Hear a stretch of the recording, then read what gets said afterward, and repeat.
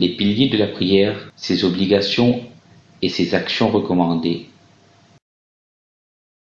Les savants ont divisé les règles de la prière en piliers, obligations et recommandations.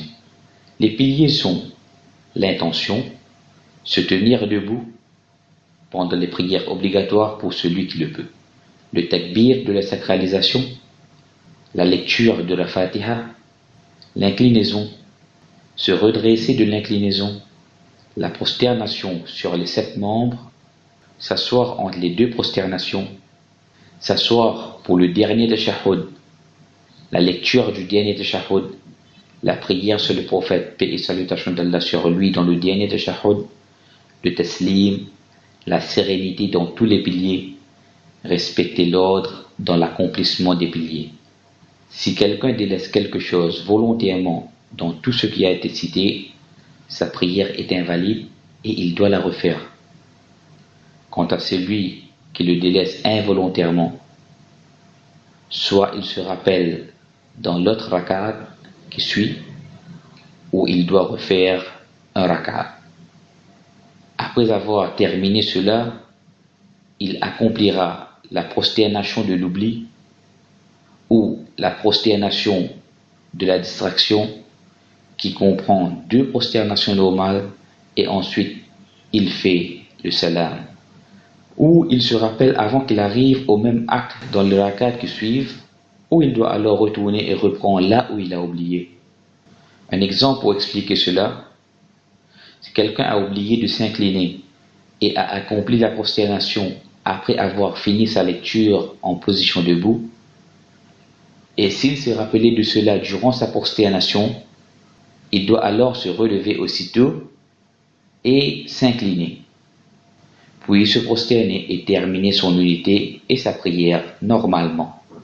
À côté des piliers, il y a les obligations, comme les différents takbir de la prière entre les différents actes, de dire gloire à mon Seigneur le sublime durant l'inclinaison, dire Allah entend ceux qui le louent pour l'imam et celui qui prie seul.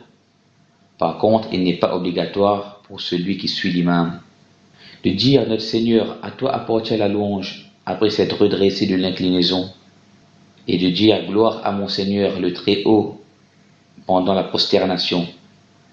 De dire mon Seigneur, pardonne-moi entre les 2 prosternations. S'asseoir pour le premier tashahhud. Celui qui la délaisse volontairement, sa prière est invalide, il doit la refaire.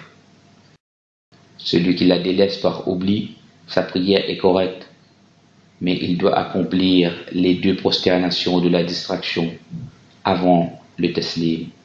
Tout ce qui n'est ni un pilier ni une obligation parmi ce qui a été cité précédemment est un acte recommandé, comme l'invocation d'ouverture et le fait de dire « Je cherche refuge auprès d'Allah contre Satan le maudit » et la basmala de dire « Au nom d'Allah, le tout miséricordieux, le très miséricordieux ».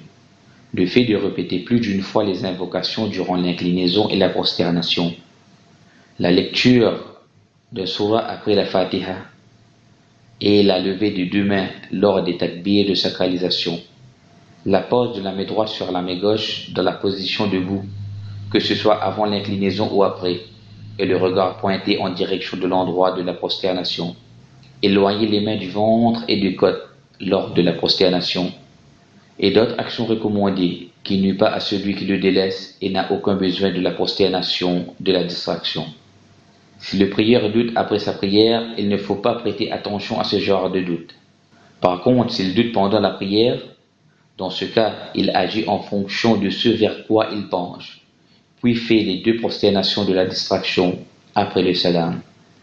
La preuve se situe dans la parole du prophète, paix et salutation d'Allah sur lui.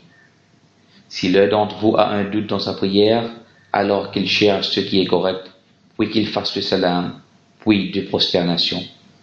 S'il ne peut décider, alors il se base sur le minimum et continue sa prière et fait la prosternation de la distraction avant le salam.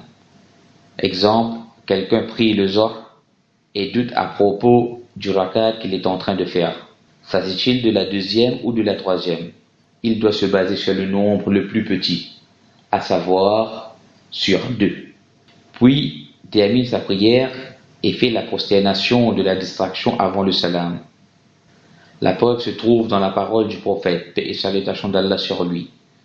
Si l'un d'entre vous doute dans sa prière et ne sait pas s'il a prié 3 ou 4 unités, qu'il délaisse alors le doute et se base sur ce dont il est certain, puis qu'il accomplisse 2 prosternations avant le salam. Si le prieur ajoute dans sa prière une inclinaison ou une prosternation par exemple, s'il s'en rappelle en le faisant, il doit cesser son action et compléter sa prière. Et s'il s'en rappelle après l'avoir fait, qu'il termine sa prière sans problème. Et dans les 2 cas, qu'il fasse la prosternation de la distraction après le salam. La preuve se trouve dans les hadiths d'Ibn Mas'ud, qu'Allah soit satisfait de lui, lorsque le prophète, paix et salutation d'Allah sur lui, a prié le Zohr en 5 unités. On lui dit alors, est-ce que le nombre d'unités de la prière a augmenté? Il, paix et salutation d'Allah sur lui, dit, et pourquoi cela? On lui dit, tu as prié 5 unités. Il fait alors 2 prosternations après avoir fait le salam. Si le prieur fait le salam avant la fin de la prière et qu'il ne s'en rappelle qu'après un long moment, alors il doit refaire sa prière de nouveau. En revanche, s'il s'en rappelle après un petit moment, comme 2 ou 3 minutes par exemple, alors il la reprend là où il l'a arrêté, puis fait la prosternation de la distraction après le salam. Celui qui prie derrière l'imam doit le suivre dans la prosternation de la distraction, et ce même s'il la rejoint après l'oubli. Si le prieur doit accomplir 2 fois la prosternation de l'oubli, une avant le salam et une après, alors qu'il n'en fasse qu'une avant le salam.